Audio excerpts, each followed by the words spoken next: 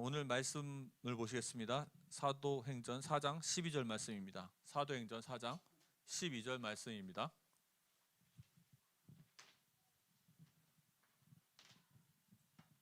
찾으셨으면 함께 봉독하겠습니다.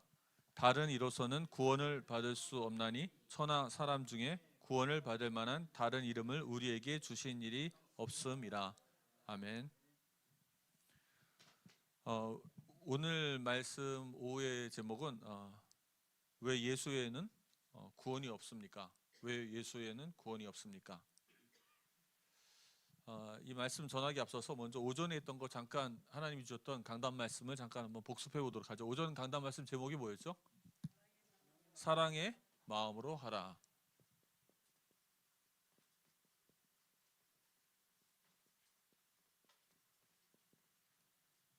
하나님이 주신 말씀을 계속 묵상하시길 바랍니다.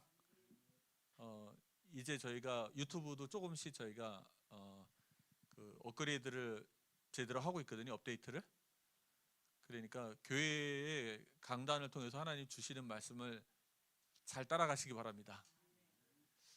그래서 저희가 목표가 이제 모든 성도님들이 저기 다른 교회 목사님 말씀 안 들어도 교회 메시지만 들어도 배가 부를 만큼, 그리고 또 힘도 나고 근육도 힘이 세지고 그래서 성장할 수 있도록 저희가 거기에 이제 목표를 삼고 이제 계속적인 지속적인 이 말씀의 공급이 제대로 이루어지려면 여러분들이 그 유튜브 말씀도 좀 자주 들으셔야 합니다.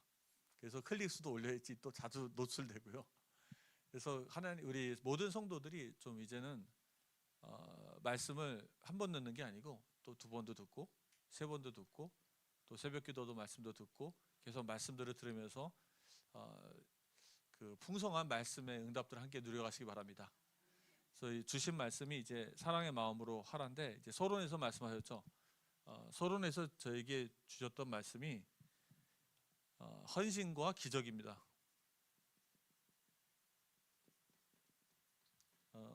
진짜 사랑하는 마음으로 헌신한 자에게 하나님이 기적을 베푸시는지 믿으시기 바랍니다.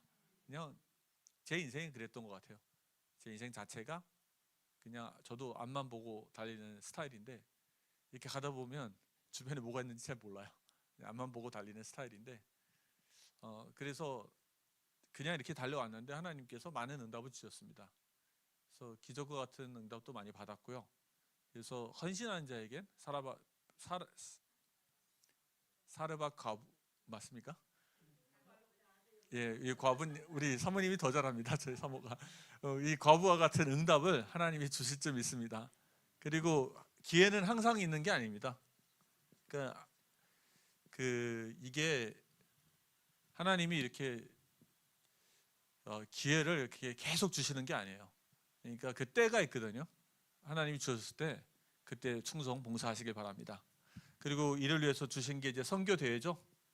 선교 대회를 위해서 특히 이제 항공권을 위해서 기도하시고 함께 응답받았으면 좋겠습니다. 자, 그리고 이제 본론입니다. 본론의 말씀은, 자, 우리가 잘 생각해 보세요. 본론의 말씀이 뭐가 있었죠? 첫 번째는 조건 없는 구원의 사랑은 경험한 자들입니다. 어떤 사랑이요? 조건 없는 구원의 사랑은 조건이 없습니다. 이걸 어떻게 한 사람이요? 경험한 사람들. 저는 저희 후대들이, 우리의 자녀들이 이 조건 없는 그리스도 십자가의 사랑을 경험했으면 좋겠습니다. 그들이 심장으로부터 느끼고 눈물을 흘리는 그런 일들이 저희 교회 초등부, 중등부, 그리고 고등부, 대학과 청년에서 일어나길 바랍니다. 그리고 두 번째는 이거를 경험한 사람들이 어떻게 하는 거죠? 사랑으로 섬깁니다. 사랑으로 섬기는데 우리가 태도는 어떤 태도입니까? 그래서 우리 형제 자매들에게 이제 관용적인 태도를 붙여야 되겠죠. 나도 용서를 받았는데 내가 누구를 정죄합니까? 좀 넓은 마음으로 사람들의 실수를 용납해 줄 수 있을 정도의 관용적인 우리 성도님들 되시기 바랍니다. 그래서 좀 관용적일 때 사람들이 무엇을 느끼죠? 좀 따뜻함을 느끼죠. 그래서 관용을 베푸시고요. 그리고 사랑이 있으면 뭘 하죠? 수고합니다. 수고하고 희생하는 거예요. 근데 여러분 애기 키우셨잖아요. 애기 키우신 분들 애기 위해서 희생하는데 막 이를 악물면서 내가 두고 봐라, 크면 다 뽑아내겠다 본전, 뭐 이렇게 하시는 분 없잖아요. 너무 사랑스러우니까. 아시겠죠? 그래서 우리가 사랑하면 수고합니다. 어떻게요? 기쁜 마음으로 합니다. 세 번째, 그리고 뭐라고 말씀하셨죠? 이제 섬김의 본이 되자. 우리 목자, 분목자님들이 섬김의 본이 되시길 바랍니다. 가장 큰 본은 누구였었죠? 마태복음, 마가복음 10장 45절에 나온 예수 그리스도께서 우리의 최고의 본이 되신 줄 믿습니다. 그래서 그분을 따라서 저희가 서로 섬기는 삶을 살았으면 좋겠습니다. 근데 이것이 결론은 뭡니까? 마지막은 뭐였죠? 오직 성령의 충만함으로만 가능합니다. 그래서 모든 성도들이 성령의 충만함을 받으시기 바랍니다. 우리 오늘 청년들도 포럼하는데 첫사랑을 잊은 것 같은 얘기들 많이 하더라고요. 사랑이 많이 식었다고. 성령의 충만을 받으면 됩니다. 그래서 저희가 특별 새벽기도 끝났지만 가능하신 분들은 최대한 더 많이 계속 나오셔서 새벽에도 기도하시기 바랍니다. 그래서 우리 강도사님과 전도사님도 팀을 나눠서, 왜냐하면 이 말씀 준비하는 것도 쉽지 않거든요. 저희 중국교회도 이제 매일 새벽기도가 있어요. 지금 새벽기도 할 때마다 그 담당자들 머리가 막 뽀개지려고 그래요. 왜냐하면 이 메시지 준비하는 게 쉬운 게 아닙니다. 그래서 우리 나눠서 강도사님도 준비하고 전사님도 준비해서 기도하면서 하나님 말씀을 잘 선포할 거고요. 그 새벽기도 말씀도 계속 업데이트가 되니까 따라가시기 바랍니다. 그래서 우리가 계속 말씀을 쫓아가는 거예요. 그래서 성령의 충만함 받는 모든 성도들 되기 바랍니다. 우리 온 성도가 어린아이부터 어른까지 하나님의 말씀을 계속 듣고 또 배우고 따라가고 함께 기도하고, 그래서 올해는 우리 예손의 큰 영적 부흥이 일어날 줄 믿습니다. 그래서 이게 저희가 어떤 마음으로 하라고요? 사랑의 마음으로 하다. 이번 주 암송 구절입니다. 뭐예요? 로마서 5장 8절 암송 구절입니다. 뭐 다 암송하시는 분이 많겠지만 저도 이제 제일 먼저 암송하는 게 이거잖아요. 뭐 이렇게 뭘 받으면. 근데 우리 대청들은 안 그럴 수도 있어요. 암송 못할 수도 있거든요. 자, 우리 암송하게 합시다. 이번 주에는 다 같이 이걸 암송해요. 이번 구절. 뭐 별거 아닙니다. 옛날에 했던 거 있잖아요. 밥 먹기 전에 암송 한 번씩 같이 하십시오. 식구들이랑. 그리고 암송 못하면 밥 주지 마세요. 그래서 우리 옛날에 했던 대로 그래서 암송해갖고 같이 하나님 말씀 이번 주에 계속 묵상하면서 함께 기도하시기 바랍니다. 자, 그리고 오늘 이제 저희가 이제 훈련 시리즈로 쭉 가고 있거든요. 훈련 시리즈 가고 있는데 제가 드리는 이 교재나 내용들은 이제 사실 중요한 7가지 내용이 있어요. 우리가 전도할 때도 이렇게 쓰는 내용이거든요. 자, 여러분 구원의 길 잘 아시잖아요, 그죠? 뭐 지금 유창하게 하시겠습니까? 아니면 다 잊어버리셨나요? 자, 우리가 구원의 길이 있는데 구원의 길을 이제 나누면은 몇 개가 돼요? 구원의 길이 아주 쉽습니다. 첫 번째는 구원의 길이 이제 원래 인간을 얘기하죠. 자, 원래 인간을 얘기합니다. 두 번째는 무엇을 얘기해요? 문제가 생겼어요. 문제가 생긴 문제 얘기를 합니다. 그 세 번째는 뭡니까? 사람이 방법으로 해결이 안 돼요. 사람이 노력을 하는데 사람의 방법으로 이 문제가 해결이 안 됩니다. 그래서 무슨 방법으로만 해결돼요? 하나님의 방법으로만 해결되는데 그분이 누굽니까? 그리스도가 되십니다. 예수입니다. 자, 다섯 번째입니다. 그래서 하나님이 우리에게 요구하신 게 있어요. 무엇을 요구하셨냐면 회개하고 믿으라라고 요구하셨습니다. 회개와 믿음의 방법이 뭐죠? 가장 간단한 방법은 영적 기도입니다. 근데 성경이 말하는 회개와 믿음의 가장 정통적인 성경이 말하는 방법은 뭐라고요? 세례입니다. 쉽게 얘기하면 세례는 정식이고요. 영적 기도는 약식이에요. 영적 기도는 20세기부터 다시 새로 시작된 거고요. 성경이 말하는 회개와 믿음은 무엇으로 한다고요? 세례를 통해서 합니다. 내가 그리스도와 함께 물에 빠져서 같이 그리스도와 함께 죽고 내가 그리스도와 함께 다시 새로운 생명을 얻게 되는 것이죠. 그게 우리의 회개와 믿음의 고백입니다. 하나님이 요구하신 거예요. 믿는 방법은 이겁니다. 여섯 번째, 그 다음에 하나님의 약속이 있습니다. 무슨 약속이에요? 새 생명, 새로운 생명을 주겠다. 하나님의 약속이 우리에게 임합니다. 자, 일곱 번째 뭐죠? 하나님의 명령이 있습니다. 이제 어떤 삶을 살아요? 새 생활을 살면 됩니다. 그래서 우리 복음을 전할 때 아주 간단합니다. 한번 따라해 보실까요? 첫 번째 뭐예요? 원래 인간. 아유, 문제가 생겼습니다. 두 번째 뭐예요? 사람의 방법으로 안 됩니다. 그래서 누구의 방법이 필요해요? 하나님의 방법이에요. 그리고 하나님의 요구는 뭡니까? 회개하고 믿는 거예요. 영접 기도, 영접 혹은 세례, 그죠? 그냥 회개와 믿음, 믿으라는 거예요. 자, 여섯 번째입니다. 그러면 하나님의 약속은 뭡니까? 새 생명을 주겠다. 그리고 이제는 하나님의 명령은 새로운 삶을 살아라. 새 생활입니다. 자, 7가지예요. 이게 구원의 길에 나와 있는 내용입니다. 그래서 이 7가지인데요. 자, 여러분 시간이 없습니다. 막 전도할 때. 그러면 이 중에서 뭘 얘기 안 해도 될까요? 시간이 없습니다. 제가 볼 때 이 얘기 안 해도 돼요. 이거 빼먹어도 됩니다. 그죠? 이 얘기 안 해도 되죠? 다 더 시간이 없어요. 여러분 무슨 얘기 안 해도 될까요? 제가 볼 때는 이거 얘기 안 해도 됩니다. 더 시간이 없습니다. 여러분 뭐 얘기 안 해도 될까요? 제가 볼 때 하나님 약속 얘기 안 해도 되고요. 더 시간이 없어요. 그러면 하나님 원래 인간도 얘기 안 해도 돼요.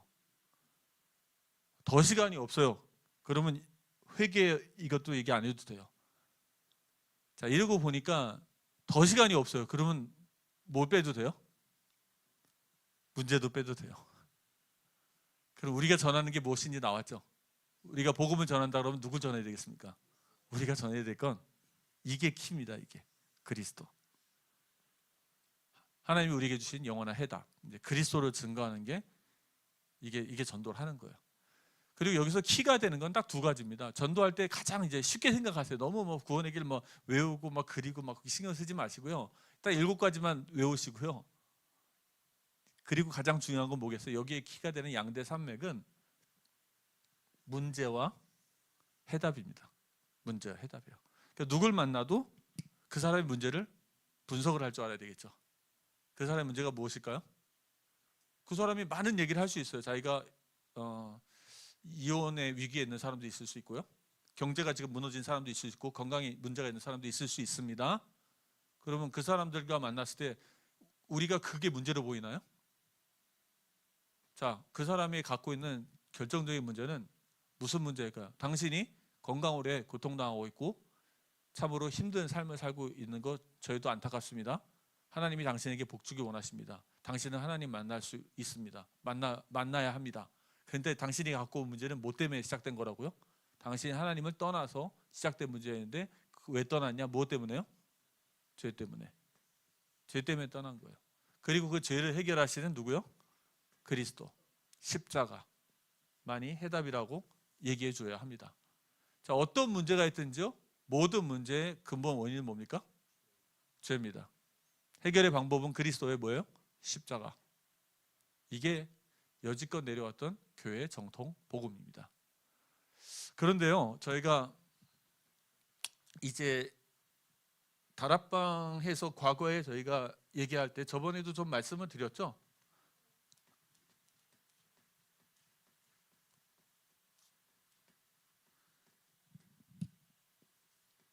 하나님과 사람 사이에 원래 인간이 있죠. 문제가 생겼습니다. 근데 문제가 생겼을 때 다락방에서는 여길 뭐라 그래야 돼요? 죄와 하나님 떠남과 마귀의 문제를 같이 놓죠. 이렇게 3군데. 근데 이것은 본인들이 하는 말은 2000년 만에 회복된 복음이라고 얘기를 하죠. 근데 이런 복음은 2000년 동안 한 번도 없던 복음입니다. 이건 다 다락방이 스스로 만들어낸 복음이고요. 정확히 얘기하면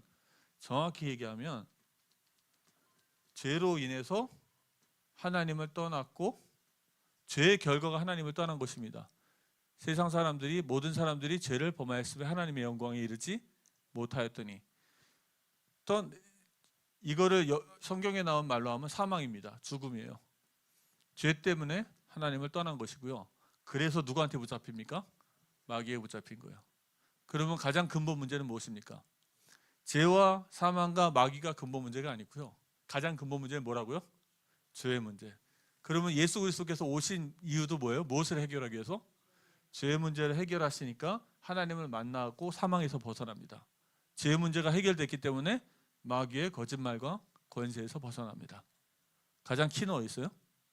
죄에 있는 것입니다. 자, 여러분 제가 한번 준비한 인터넷에서 제가 임의로 막 찾아본 거거든요. 한번 보시겠습니다. 자, 여기 보시면요. 그 2번에 뭡니까? 사람의 문제가 뭐예요? 죄라고 나와 있죠. 3번의 답은 무엇입니까? 답은 십자가죠. 다음입니다. 자, 이것도 보면 2번의 문제는 뭡니까? 문제는 뭐예요? 사람의 문제는 죄로 인해서죠. 3번은 답은 뭐예요? 답은 십자가. 예수만이 우리 죄값을 치르는 유일한 길이에요. 맞습니까? 자, 다음이요.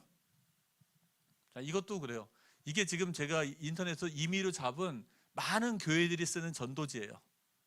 자, 1번, 2번 보면 2번에는 이제 사람의 문제가 뭐예요? 사람은 자기 구원을 얻을 수 없다. 밑에 나와 있는 게 죄 문제가 해결되지 않는 한. 글자가 작아서 잘 안 보이시죠? 죄 문제가 해결되지 않는 한. 근데 세 번째 답은 무엇입니까? 죄 문제를 해결하는 유일한 길은 예수 그리스도 십자가. 맞죠? 다음입니다. 자, 이것도 마찬가지예요. 두 번째가 뭡니까? 죄로 인해서 하나님을 떠났다 그랬죠. 그리고 세 번째 답이 무엇입니까? 예수의 십자가. 맞습니까? 다음입니다. 자, 이것도 그래요. 2번에 보면 사망의 길, 어떤 길이에요? 죄의 길이라고 얘기합니다. 근데 3번은 뭡니까? 생명의 길은 오직 한 거 뭐예요? 예수 그리스도 십자가 때문에. 자, 다음입니다. 자, 이게 유명한 CCC에 나와 있는 이제 사형리 내용이에요. 그러면 사람은 뭐에 빠져 있어요? 죄에 빠져서 하나님과 분리돼 있죠. 떠나 있죠. 자, 다음입니다. 그래서 하나님을 떠나 있어서 문제가 생깁니다. 그 다음입니다. 방법은 뭐예요?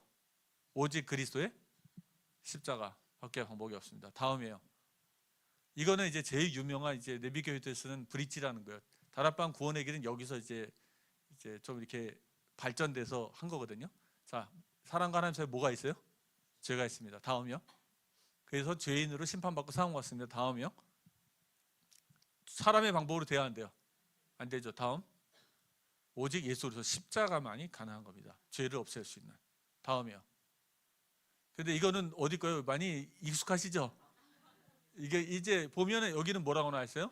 죄와 사단과 하나님 떠난가? 이 문제가 가운데 있죠. 자, 이제 좀 느낌이 오십니까? 우리가 전했던 복음은 다른 교회에서 전혀 전하지 않았어요. 그 사람들이 지금도 남아서 뭐라 그래요? 우리는 이 복음을 지키겠다. 그럼 무슨 복음이에요? 요 복음을 말하는 겁니다. 죄와 하나님 떠난과 사단의 문제를 동일시하게 보는 거, 근본 문제로 받고 있는 요 복음을 전하겠다는 거예요. 근데 정통 복음은 그게 아니에요.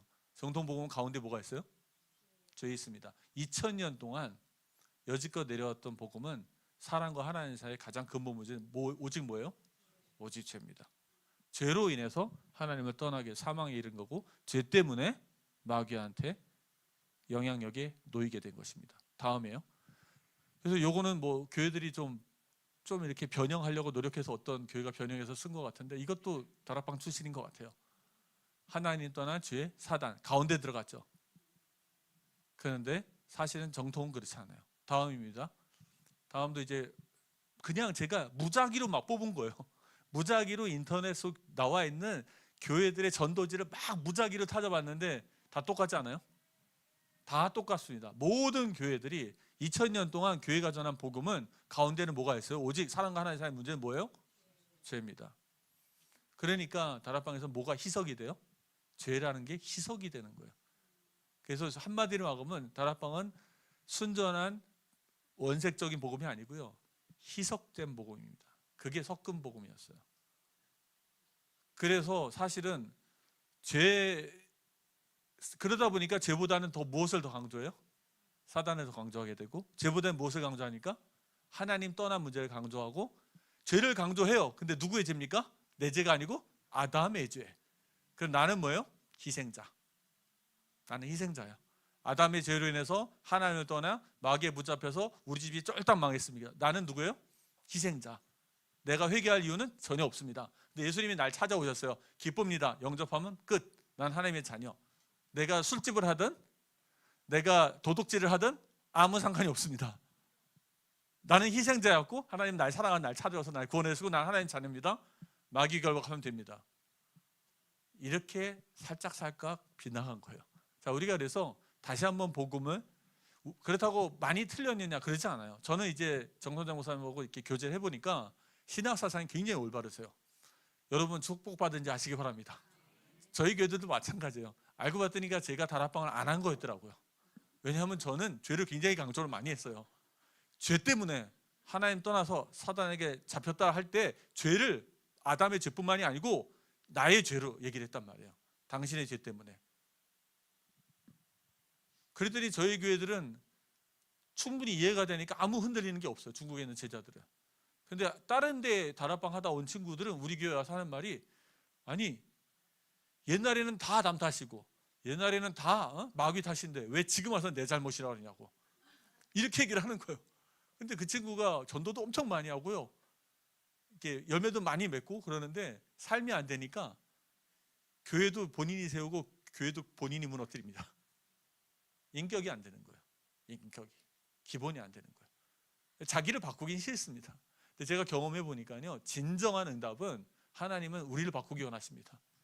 우리가 진실해지고요, 우리가 거룩해지고 우리가 능력이 많아지고 그릇이 넓히고, 그때 하나님이 우리에게 복을 주시는 거예요.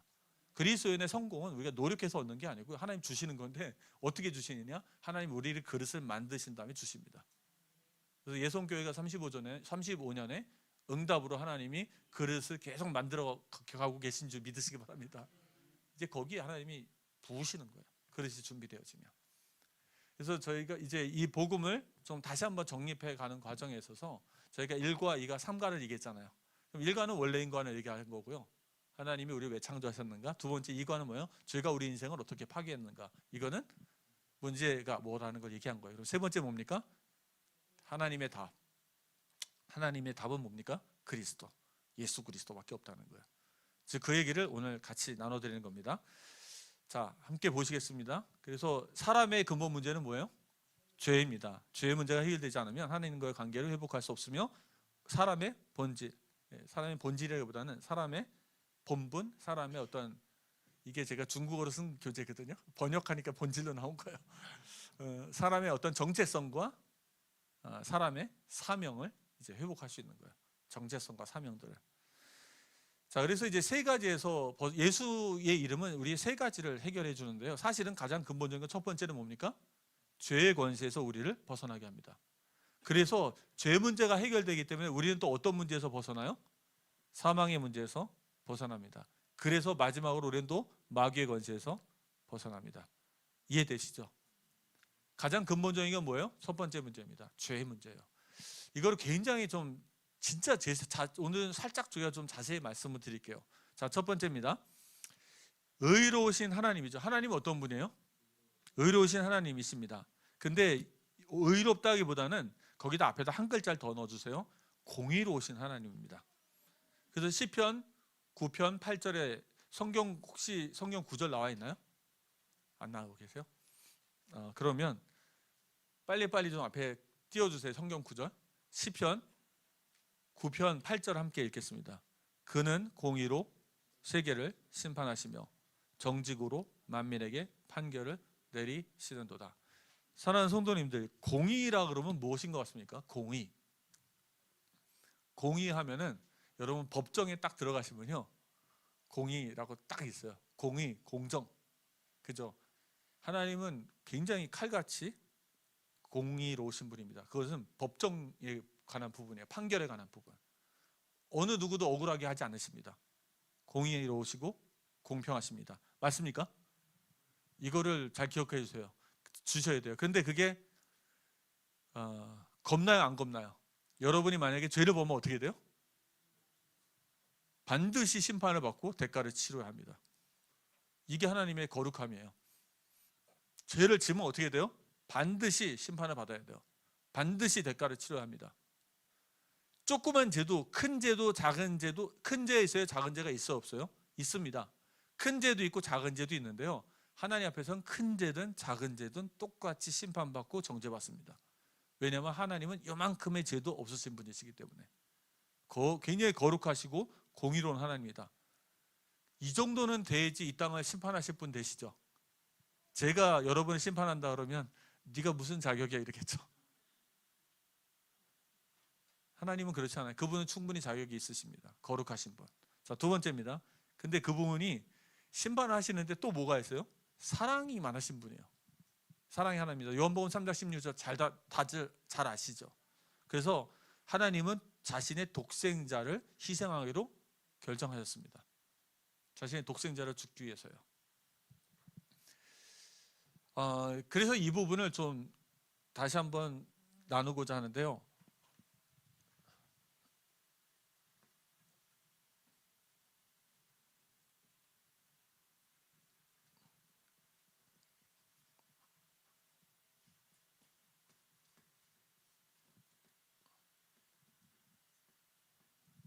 성경에 보면 공의가 있습니다. 맞습니까? 공의가 있죠? 공의가 영어로 뭔지 아시나요? justice라고 합니다. 이거는 뭐 눈물이 없어요. 그냥 법입니다. 법 그 자체. 어기면 벌, 지키면 복, 이거밖에 없어요. 이게 justice입니다. 한편엔 또 뭐가 있어요? 사랑이 있죠. 사랑은 뭡니까? love, 그죠? love. 사랑은 love입니다. 근데 이 사랑은 하나님은 어떤 분이에요? 이 사랑과 공의를 다 갖고 계신 분이시죠. 그래서 공의와 사랑을 다 갖고 계세요. 이거를 영어로 뭐라 그러는지 아세요? 이거를 가지고 righteousness라고 합니다.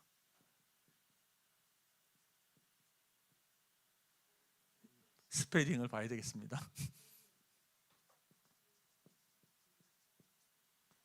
자, 한국어로 뭐 하면 뭐라고 말하냐면 의라고 얘기해요. 하나님의 의. 하나님의 공의하고 하나님. 근데 이제 성경을 보면 공의하고 의를 좀 헷갈리게 막 섞어 놓은 경우가 많아 갖고 그런데요. 정확히 분별하면 하나님의 의를, 그리스도의 의를 뭐라고 합니까? righteous라고 하는 거예요. 그럼 이거는요, 조금은 무정합니다. 정이 없어요. 그냥 법입니다. 그냥 그대로. 근데 여기에는 뭐가 있습니까? 감동이 있어요. 여기는 감동이 있습니다. 자, 제가 이제 저희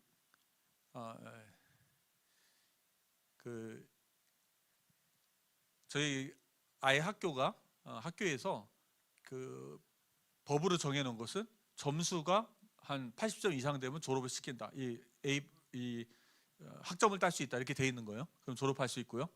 근데 아이가 성적이 안 돼요. 성적이 안 되는데 그러면 어떻게 해야 돼요? 합격이 됩니까? 안 됩니까? 성적이 안 되는데 너는 괜찮아. 내가 너 좋아해. 너 사랑해. 합격해도 돼. 오케이. 그렇게 해버리면 불법이 되죠. 불법이 되잖아요. 다른 사람들 공평하지 않잖아요. 공의하지가 않잖아요. 그러더니만 성적이 안 되니까 그 학교에서 어떻게 하는 거예요? 많은 사람들이 이 학생을 도와주는 거예요. 그리고 선생님들도 도와줍니다. 자기의 시간을 할애해서 이 아이를 도와줘요. 그래서 이 아이가 80점 넘도록 도와주는 겁니다. 그러면 그 학교는 공의도 있고 그 학교는 뭐도 있어요? 사랑도 있죠. 이렇게 나오는 거예요. 이렇게 되면은 그걸 무엇이라 그래요? 의라고 그래요. 그러면 모든 사람들이 거기에 뭐 어떻게 돼요? 감동을 받게 돼서 진짜 의롭다. 이 학교는 진짜 괜찮다. 이렇게 나오는 거예요. 근데 그 학교가 여러분 공부 잘해서 그냥 뭐 졸업하면 그게 뭐 내가 노력해서 얻은 거잖아요. 아무 의롭다 그런 것이 없어요. 그러면 우리가 하나님은 의롭다 할 때는 뭐예요? 하나님은 자기의 공의를 가지시고 이 공의를 이루기 위해서 어떻게 하신 거예요? 자기의 독생자를 희생하신 겁니다. 그래서 우리가 하나님의 공의가 되게 하신 거예요. 할렐루야. 하나님이 희생을 가지고 이걸 뭐라 그래요? 이거를 righteousness. 그러면 쉽게 말하면 복음적 체질은 무엇일까요? 율법적 체질이 뭐냐면 이게 율법적 체질이에요. 사람한테 야, 너 이거 똑바로 해야지. 너 이거 왜 이렇게 안 했어? 맞아요, 틀려요? 맞잖아요. 그러니까 저희 아내가 저한테 늘 했던 말이 있어요. 저랑 얘기하다 보면 재수없답니다. 왜냐하면 너무 이성적이니까 하는 말이 다 맞아 떨어지는데 감정이 조금 더 없는 거예요. 그러니까 아주 재수없다고. 그러면 이제 무엇을 생각하냐면 두고 보자. 다음에 너 잘못했을 때 나도 이제 널 공격하겠다. 그래서 저희 딸이 지금 저를 공격하잖아요. 제가 뭐라 할 때는 가만히 있다가 제가 살짝 잘못하면 저를 향해서 탁 아빠가 전에 이랬었지. 그래서 딱 공격하는 거예요. 그걸 뭐라 그럽니까? 율법주의. 근데 잘 못하잖아요. 잘 못하면 어떻게 해요? 그 분명한 기준이 있는데 못하는 있기 때문에 내가 어떻게 하는 거예요? 내가 도와서 희생해 주는 거예요. 그러니까 우리 딸이 10시에 출발해. 근데 막 이것저것 하는데 출발을 못 해요. 그럼 내가 옆에 서서 야 미리 준비 좀 하지. 뭐 준비도 안 해갖고 이렇게 다 이렇게 하고 막 이렇게 계속 쪼는 거예요. 그럼 우리 딸이 제가 하는 말이 맞아요, 안 맞아요? 맞으니까 할 말은 없죠. 근데 마음은 좋아요, 안 좋아요? 굉장히 안 좋겠죠. 근데 제가 그때 막 딸의 가방도 들어주고 막 이것도 들어주고 막 해주고 야 빨리 어떡할까 어떡할까 내가 아빠가 먼저 내려갖고 뭐 하고 있을게 맞춰서 내려와. 이러면 어떻게 돼? 감동을 받을까 안 받을까? 제가 말한 것도 맞고 시간을 지키는 것도 맞고 그 아이가 저의 사랑을 느꼈어요, 못 느꼈어요? 느꼈죠. 이게 복음적 체질이에요. 그럼 뭐냐면 교회 안에서도 마찬가지예요. 그러니까 남 보고 얘기만 하는 거, 너 이거 이렇게 했지, 저렇게만 하고 이거만 하면 돼요, 안 돼요? 그것을 위해서 내가 기도해 주는 거죠. 그리고 그 사람이 그것을 할 수 있도록 내가 내 삶을 희생해서 도와주는 게 목자의 삶인지 알으시기 바랍니다. 목자가 딱 손가락, 목사가 딱 이렇게 했고, 목사님들은 가끔 이렇게 거리가 좀 있잖아요. 그러니까 어쩔 수 없이 말로만 이렇게 지시할 수도 있어요. 그런데 목자들은 가까이 있잖아요. 그럼 어떻게 돼요? 내가 예수님처럼 희생해서 그 사람을 도와서 그 일을 할 수 있도록 도와주는 것이죠. 제가 알기로는 우리 광원 형제가 지금 이런 멋있는 청년으로 이제 거듭날 수 있는 그런 부분도 우리 어떤 권사님 한 분이 어렸을 때 교회 나오는데 맨날 가고 애 데리고 오고, 야 너 왜 예배 안 나와? 이게 아니잖아요. 가서 차로 가서 애를 데리고 오고 자기 시간을 희생해서 도와주고. 사랑하는 성도님들, 이게 그리스도인입니다. 이게 복음적 삶이에요. 그러니까 말만 떠드는 게 아니고요. 그래서 이게 하나님의 사랑은, 하나님의 의는 어떤 분이냐면 그분은 말만 떠든 게 아니에요. 야 니들 죄인들 야, 똑바로 살아야지 이런 게 아니고요. 본인이 자기 독생자를 죽이기로 작정하셨어요. 그리고 독생자를 희생시키셔서 우리를 죄에서 건져내서 우리에게 성령을 주셔서 우리를 끝까지 지도하시고 하나님 나라를 이루시길 원하십니다. 그거를 결정하시고 우리가 약속하신 거예요. 이거는 보통 은혜가 아니에요. 그래서 이것은 하나님의 큰 사랑입니다. 그러니까 이 안에는 뭐도 있어요? 공의도 있고 사랑도 있는 거예요. 그런데 자, 만약에 이 공의만 얘기할 때 사랑이 빠진 공의만 얘기하면 뭡니까? 율법주의예요. 맞나요? 자, 거꾸로 공의가 없는 사랑만 얘기합니다. 뭐예요? 방종 신앙이에요. 공의가 없는 사랑은 왜곡된 사랑, 값싼 사랑, 값싼 복음, 싸구려 복음. 그리고 공의가 없는 사랑만 얘기하면 이거는 방종으로 가고요. 결국은 이 영은 똑같습니다. 이 공의와 사랑이 연결돼요. 요거만 있는 팀은. 왜냐하면 이쪽 극단은 저쪽 극단하고 영이 연결됩니다. 똑같이 어디로 가는지 아세요? 위선적인 신앙으로 갑니다. 겉으로는 사랑하지만 실제로 사랑도 안 하고요. 겉으로는 율법도 하지만 뒤로는 쓸데없는 짓 하고요. 다 통합니다. 영이 통해요. 그게 누굽니까? 바리새인. 바리새인들은 어떻게 얘기해요? 바리새인들이 율법을 지켰나요? 예수님은 바리새인들을 뭐라고 평가합니까? 저들은 율법을 지키지 않았다고 얘기합니다. 그들은 율법의 껍데기만 지켰지 율법의 진정한 의미, 영혼을 사랑하는 건 지키지도 않았어요. 율법은 언제 지킬 수 있어요? 하나님을 사랑하고 내 이웃을 사랑할 때 율법을 지킬 수 있죠. 이게 하나님의 의가 아니고서는 절대 행할 수가 없어요. 그러니까 이 영이 다 통합니다. 그래서 우리 저번 단체에 있을 때 이 영이 통한 사람들 참 많이 만났어요. 그 영이 많이 통합니다. 그래서 똑같습니다. 굉장히 방종하는데 또 어떻게 보면 되게 율법적이에요. 이게 뭐 율법주의라기 그렇고 방종주의라고 그렇고 그런데 알고 봤더니 같은 과였어요. 다들 같은 전공을 가진 분들이었더라고요. 그래서 이제는 우리가 온전한 복음, 왜 이 얘기를 하냐면 지금 문제는 뭐예요? 공의가 회복되려면 무슨 얘기를 해야 돼요? 죄가 하나님 얼마나 거룩한 분인지, 죄를 얼마나 싫어하시는 분인지, 그 때문에 자기의 독생자를 희생시킨 것입니다. 이게 복음의 핵심이에요. 십자가의 핵심은 공의와 사랑이 함께 있는 하나님의 의입니다. 그리스도의 의예요. 이 예수를 믿으면 이 그리스도의 의를, 하나님의 의를 우리에게 전가시켜 준 겁니다. 그래서 우리는 죄인인데요, 우리가 그리스도의 의를 어떻게 한 거예요? 입고 있는 거예요. 그리스도의 옷을. 하나님은 우리를 딱 볼 때 뭐라 그런 거예요? 선포하십니다. 땅 의인이라고 선포하시죠. 의인이라고 선포하는데 이건 법적인 용어예요. 이거는 법적으로 그냥 공의적으로 선포하시는데 실제적으로 우리한테 어떤 의가 전가됐어요? righteousness. 공의와 사랑에 함께 있는 의가 전가됩니다. 그래서 복음을 깨달으면 깨달을수록 이 사람은요, 공의도 추구하고요, 자기를 희생할 줄도 압니다. 이래서 사람이 감동을 받는 거예요. 옆에 사람들이. 저희 아내가 저한테 조금씩 감동받기 시작합니다. 그 뜻은 저의 체질이 바뀌기 시작하는 거예요. 복음을 알면 알수록 사람은 멋있어집니다. 말만 떠드는 게 아니고요, 그 일을 위해서 자기를 희생할 줄 알아요. 감사함으로 희생할 줄 알고요, 거기에 대가를 얻으려는 게 아닙니다. 그리스도가 우리에서 무한적으로 희생했던 것처럼 나도 무한적으로 희생할 수 있어요. 부부관계도 마찬가지입니다. 하나님의 의가 회복되어지고 righteousness가 회복되어지면 부부관계도요, 굉장히 좋아지기 시작합니다. 공의만 딱 갖다 대고 둘이 다 그래요. 대부분 공의만 갖다 대고 둘이 막 욕하잖아요. 어떨 때는 기분 좋으면 또 공의 없는 사랑, 잘못해도 괜찮아, 내가 기분이 좋잖아요. 괜찮아, 왔다 갔다 하는 거죠. 기준이 없습니다. 그 공의도 살아있고. 그래서 저는 이제 평가가요, 굉장히 율법주의처럼 보이는데요, 제가 이렇게 생긴 게 딱 각이 졌잖아요. 이렇게 각이. 그래서 저는 딱 얘기하면 이제 각이 딱 나옵니다. 제가 모든 거 보기만 해도 각이 딱딱딱 나와요. 그러니까 사람들이 제가 되게 율법주의적인 줄 아는데요, 그래서 걱정이 되고 저희 아이들한테 물어봤어요. 제가 아빠가 무섭니? 제가 제일 많이 물어보는 게 그거예요. 혹시 아빠가 무섭니?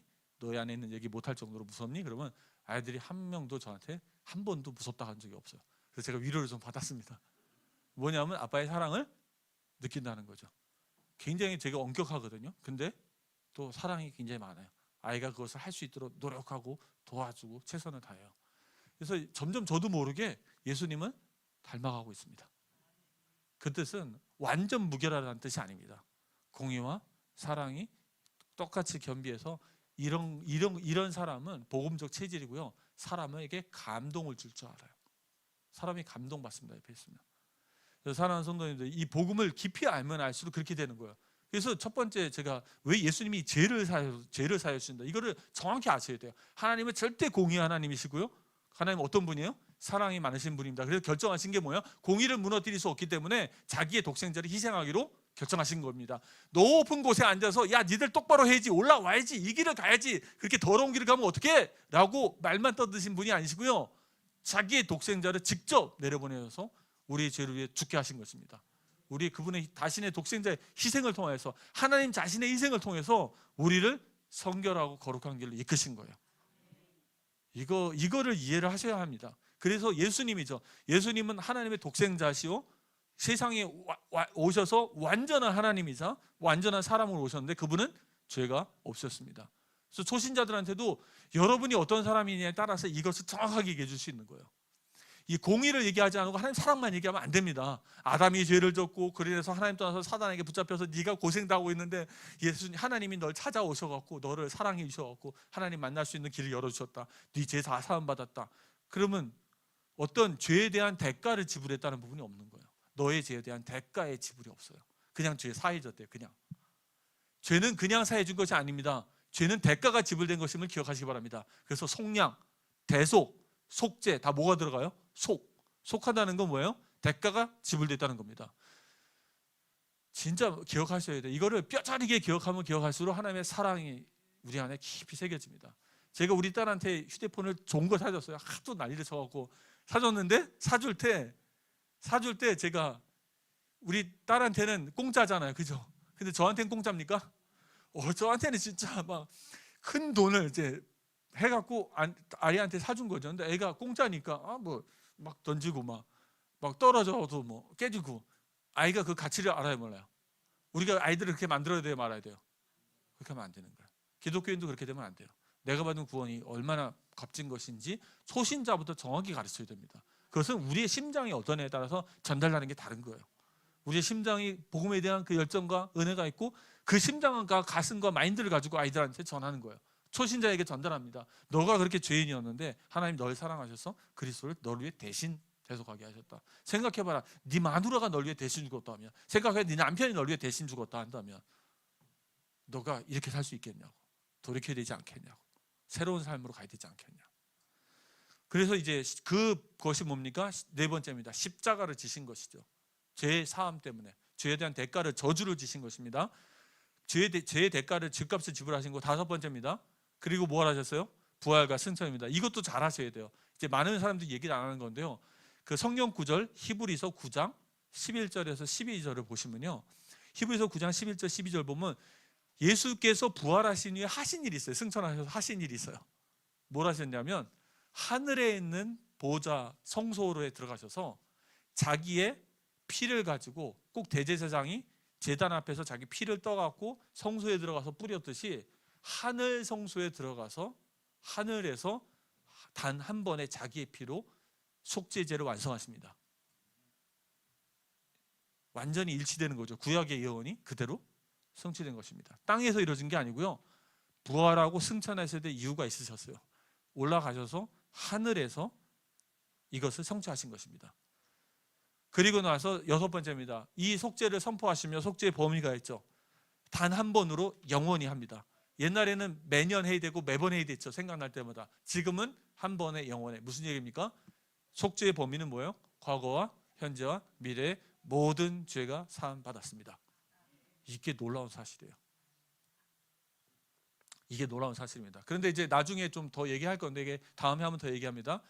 죄 사함 받은 거는 뭐냐면 법적으로 우리가 죄인이 아니다라는 신분이 확인된 것이지 우리 안에 있는 죄성은 그대로 남아 있습니다. 그건 이제 또 따로 나중 말씀드릴게요. 그래서 이제 이것은 속죄의 범위입니다. 속죄의 범위가 이렇게 되고요. 다음입니다. 그래서 예수만이 유일한 무엇이 되십니까? 중보자가 되었습니다. 하나님과 우리 사이의 중보자. 간단합니다. 저희가 아이가 잘못했어요. 제가 막 때립니다. 그럼 엄마가 달려들어서 때리지 마. 그래서 애를 보호하잖아요. 엄마가 저와 아이 사이에 뭐예요? 중보자가 됐죠. 똑같습니다. 하나님과 우리 사이에 누가 있어요? 영원한 중보자? 그리스도, 예수. 그분이 중보자가 우리 위해서 기도하십니다. 우리의 변호하세요. 그래서 예수 그리스도가 중보자가 되셨습니다. 자, 8번째. 그래서 이 예수의 이름으로 우리 죄가 사함받고 마땅히 받아야 형벌을 면해 주셨습니다. 하나님의 진노가 우리한테 임하지가 않아요. 하나님의 축복만이 우리한테 있은 줄 믿으시기 바랍니다. 이게 놀라운 복이죠. 그래서 9번째 뭐예요? 하나님이 우리를 의롭다고 마지막으로 어떻게 하는 그 법정상에서 재판관의 그 망치를 가지고 땅 두들기면서 누구 무죄 석방받은 겁니다. 더 이상 이제 죄를 묻지 않으신다는 거예요. 너무 놀라운 일이죠. 그래서 예수만이 하나님의 공의와 사랑을 완전히 이루신 예수 그리스도만이 우리를 죄의 권세에서 구원하십니다. 죄 문제를 해결할 수 있는 유일한 분이세요. 그래서 그분 외에는 다른 길이 없습니다. 그리고 두 번째는 뭡니까? 그리고 이 예수로 말미암아 죄로 인해서 있었던 우리에게 또 심각한 문제가 뭐였습니까? 하나님과 분리된 문제. 예수의 이름만이 우리를 사망의 권세에서 해방시킵니다. 자, 그래서 첫 번째 사망은 3가지가 있다 그랬죠. 어떤 사망이에요? 영적 사망입니다. 영적 사망은 뭡니까? 하나님과 분리되는 거. 두 번째 뭡니까? 육신의 사망입니다. 우리가 어느 날 죽게 되는 거죠. 세 번째 뭡니까? 영원한 사망. 둘째 사망, 곧 지옥에 가는 것을 말합니다. 그래서 우리가 예수를 믿어 죄가 사함받아서 이 3가지 사망으로부터 해방되어지는 거예요. 첫 번째 영적 사망으로부터 해방입니다. 어떻게 되는 거예요? 그는 허물과 죄로 죽었던 너희를 살리셨도다. 뭡니까? 성령을 받게 된 거예요. 우리 안에 성령이 들어오심으로 성령이 우리 안에 계시고요. 어떻게 됩니까? 하나님의 말씀이 깨달아지고 하나님과의 교제가 회복되어지고 하나님의 형상이 회복되어집니다. 자, 여러분 제 손가락을 보세요. 손가락이 딱 잘라졌어요. 절단됐어요. 그러면 이 손가락은 죽습니까? 죽은 거예요? 안 죽은 거예요? 죽은 겁니다. 우리가 그 상태예요. 이 잘라진 손가락은 죽은 겁니다. 신경이 살아있어서 뛸 수는 있겠지만 제 대뇌의 명령을 받아요? 안 받아요? 죽어 있는 거예요. 그리고 언젠가는 어떻게 돼요? 썩어 없어집니다. 근데 똑똑한 사람은 그 딱 잘단된 손가락을 가지고 병원으로 빨리 달려가죠. 그래서 봉합수술을 합니다. 신경을 연결하면 다 연결하면 다시 제 말을 듣죠. 살아있죠. 이걸 가지고 생명을 얻었다 그런 거예요. 그러면 딱 이게 연결되도록 뭐 접착제처럼 붙여주는 거 그 역할은 누가 해요? 성령님이 그 역할을 하시는 거예요. 성령을 통해서 우리의 생명이 하나님과 그리스도와 연합된 것입니다. 할렐루야. 조심하셔야 돼요. 이 말을 꼭 기억해 주세요. 나중에도 제가 계속 반복할 텐데 저와 함께 따라해 주시기 바랍니다. 그리스도와 연합. 이걸 잘못하기 위해서 그리스도와 합일 이래버리면 사위일체가 됩니다. 삼위일체 하나님과 우리가 또 하나가 되는 거예요. 여러분 이제 그 사위일체라서 잘못된 거고요. 그래서 표현을 정확히 해야 돼요. 뭐라고 그래요? 그리스도와 연합. 믿음이 되면 성령이 우리 안에 들어오시면서 우리가 그리스도와 연합되는데요. 성경에는 그리스도가 연합된다는 표현이 되게 많아요. 그 중에 하나가 뭐냐면 내가 그리스도 안에, 그리스도가 내 안에. 예수님은 포도나무, 나는 가지. 예수는 그 교회 머리, 교회는 그리스도의 몸. 이게 다 뭐예요? 그리스도의 연합. 내가 그리스도와 함께 장사되고 그리스도와 함께 부활한, 이것도 뭐예요? 그리스도와 연합. 그리스도인의 생명은 그리스도와 연합된 겁니다. 옛날에 얘기했죠. 종이는 아무것도 아닌데 벽에다 딱 붙여놓으면 그 종이가 강해진다, 이런 다락방 설교 많이 했죠. 그게 신학적으로 그게 무슨 얘기예요? 성경적으로 그리스도와 연합된 거예요. 할렐루야. 진정한 그리스도인들은 그리스도와 연합돼서 그리스도의 명령을 듣습니다. 그리스도의 음성을 들으면요, 또 있어요. 나의 양은 목자 나의 음성을 듣는다고. 왜냐하면 연결되어 있기 때문에. 분리되어 있으면 들어요, 못 들어요? 분리되어 있는 게 죽음이에요. 그게 죽은 거예요. 그래서 하나님은 우리가 예수 그리스도를 믿음으로 말미암아 하나님이 성령을 주시고 우리 죄사함 받아서 깨끗하게 됐기 때문에 성령이 들어오신 겁니다. 죄사함 받았기 때문에 성령이 계신 거예요. 그래서 다시 성령으로 하나님과 그리스도와 연합이 되어집니다. 그래서 하나님의 음성을 듣고 하나님과 교제할 수 있는 거예요. 그래서 이런 경험들이 우리 대학 청년에 많이 있길 바랍니다. 제가 하는 얘기들이에요. 우리 어른들은 많이 있을 거예요. 하나님과 여러분 간에 달콤한 스토리 많이 있으시죠? 우리 대학 청년들이 이 달콤한 스토리가 많아지시기 바랍니다. 사실 우리 딸 아이들도 예수님 믿는다 그러면 당연히 믿고 있지, 어떤 스토리가 있냐 그러면 많지가 않아요. 그러니까 큰 애는 조금 있고요, 작은 애는 별로 없어요. 근데 우리 아이들이 성장하면서 그리스도와 연합돼서 이 스토리들이 풍성해지길 바랍니다. 신앙은요, 오늘 중요한 얘기 목사님 하셨어요. 십자가의 은혜, 그 사랑을, 구원의 사랑은 뭐예요? 경험한 자예요. 신앙은 경험하면서 성장합니다. 다락방에서 너무 지식적으로 외우고 막 주입식을 하는데 그게 아니고요, 신앙은 경험하면서 성장해요. 내가 여러분을 알고 여러분이 여러분을 안다는 건 경험을 통해서 아는 게 진실된 거거든요. 들어서 아는 게 아니고. 그래서 이렇게 하나님과 성령을 받게 되고, 두 번째는 그렇게 되니까 어떻게 돼요? 에스겔서 말씀은 이제 꼭 보시기 바랍니다. 이게 바로 에스겔서 36장 25절 27절 말씀이 예수님이 하셨던 요한복음 3장 5절에 나오는 물과 성령으로 거듭난다는 것에 대한 구약의 예언의 말씀이에요. 예수님은 구약을 너무 잘 알고 계셨어요. 여기 딱 나오는 게 물과 성령이에요. 그래서 에스겔서에 뭐라고 나오냐면 물로 뿌려서 우리를 깨끗게 하고, 그리고 또 뭡니까? 우리에게 새로운 영을 부어주셔서 새로운 마음을 주시고 우리의 딱딱한 마음이 부드럽게 하셔서 하나님의 말씀을 순종하게 한다. 사람이 강박한 사람이 변화되는 거예요. 그 성령이 함께 오시고 강박한 사람이 변화되어지고 우리 안에 결국은 뭐예요? 하나님의 말씀에 기쁜 마음으로 순종하기 원해요. 기쁘게, 잘못된 사람은 회개하기 원합니다. 책망 받을 때. 그리고 올바른 길을 가기 원해요.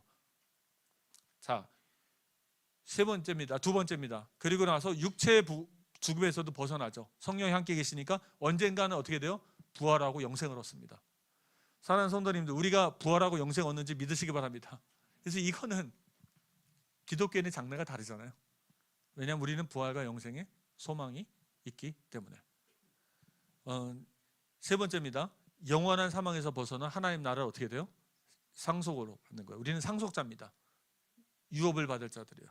그래서 결국은 하나님 나라에 들어갑니다. 죽음에 있는 게 아니고 영생을 얻어 하나님 나라에 들어가요. 이렇게 우리는 세 가지 사망의 법에서 벗어납니다. 뭡니까? 영적인 사망, 육신적 사망, 영원한 사망에서 벗어나요. 이게 구원입니다. 죄사함 받았기 때문에 일어나는 결과예요. 그래서 오직 예수만이 우리를 사망 가운데 구원하십니다. 그래서 뭐라고 하세요? 내가 곧 길이요 진리요 생명이니 나를 믿는 자는 생명을 얻는다고 하셨어요. 자, 세 번째입니다.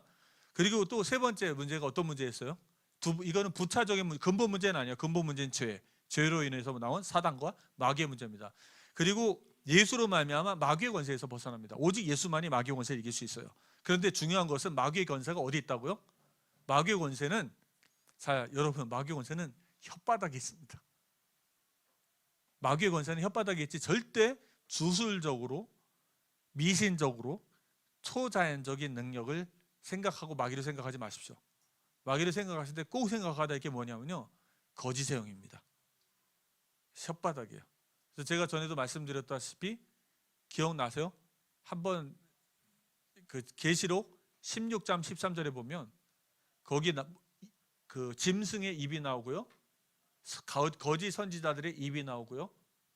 또 그 용의 입이 나옵니다. 입이 뭐예요? 말이죠. 그리고 요한일서 4장에 보면 너희가 거짓 영을 분별하라고 나오는데 거짓 영을 분별하는데 뭘 분별해요? 말입니다. 사단은 가장 뭘 통해서 역사해요? 그럼 딱 두 군데입니다. 첫 번째는 뭐예요? 고소하는 권세입니다. 입으로 이제 고소하는 거예요. 그래서 어떻게 하냐면 믿는 자들을 하늘나라에서 고소합니다. 그러니까 죄진 자들 하늘나라에서 고소하는 거. 하나님 죄 짓지 않았냐고. 죄를 죽이라고. 검사의 역할을 하는 거예요. 하늘나라에서. 검사의 역할을 하면서 계속 죄인들을 고소하는 거예요. 하나님 앞에. 그게 이제 우리가 봤던 욥기에 나왔던 모습이죠. 계속 거짓말하고 계속 이렇게 하는 겁니다. 그런데 감사한 것은 이 하늘나라에서 그 하나님의 사람들을 고소하는 마귀의 권세가 어떻게 돼요? 꺾였습니다. 왜 꺾였어요? 예수님이 십자가상에서 우리의 죄를 사하셨기 때문에 하늘에서 고소하는 권세가 꺾였어요. 그래서 굉장히 유명한 구절인데 다락방에서는 좀처럼 다르지 않았던 구절이 있거든요. 이게 바로 창세기 3장 15절의 성취의 말씀인데 그게 여기 나와 있는 골로새서 2장 15절 말씀입니다.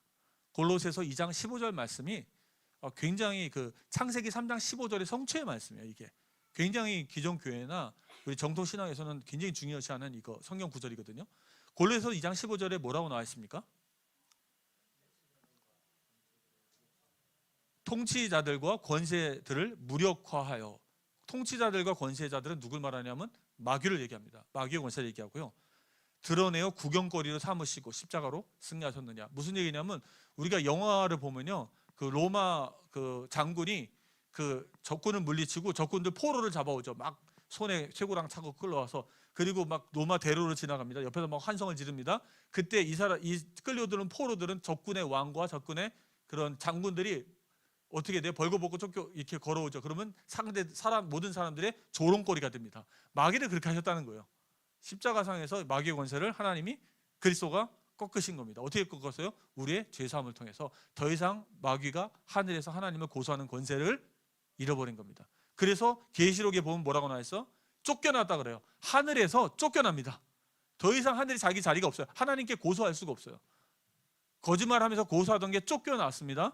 자, 두 번째, 그래서 고소의 권세가 무너진 줄 믿으시기 바랍니다. 마귀는 여러분을 절대 고소할 수 없어요. 그래서 정죄감 갖지 마시기 바랍니다. 그러므로 누구든지 그리스도 예수 안에 자는 결코 정죄함이 없나니. 이게 완전한 선포예요. 마귀도 더 이상 여러분을 정죄 못해요. 누구도 여러분을 정죄 못합니다. 마귀는 고소하는 권세 잃어버렸어요. 그러니까 우리도 서로 정죄하지 마시기 바랍니다. 오히려 상대방이 죄를 짓면 그 연약함을 내가 짊어지는 거죠. 어떻게 하면 이걸 해결할까 노력하시기 바랍니다. 도와서 함께. 두 번째입니다. 두 번째는 마귀의 권세는 어디 있었어요?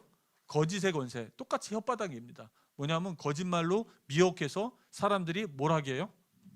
이제 세상 풍속을 쫓아서 죄의 길을 갖게 만드는 겁니다. 죄를 짓게 만드는 게 마귀가 하는 일이에요. 그런데 요한복음 8장 31, 32절 유명하죠. 너희가 진리를 알라. 그럼 진리가 너희를 자유롭게 하리라. 하나님의 말씀을 배우면 배울수록 믿는 자는 세상의 풍속에 따르지 않고 하나님이 원하시는 길을 가게 됩니다. 죄를 이기는 삶을 살게 되는 거예요. 그래서 예수 이름만이 우리를 죄의 권세에서 구원하십니다. 할렐루야. 그래서 예수만이 길이 되시는 거예요. 마지막입니다. 네 번째, 예수는 그리스도시요 살아계신 하나님의 아들이십니다.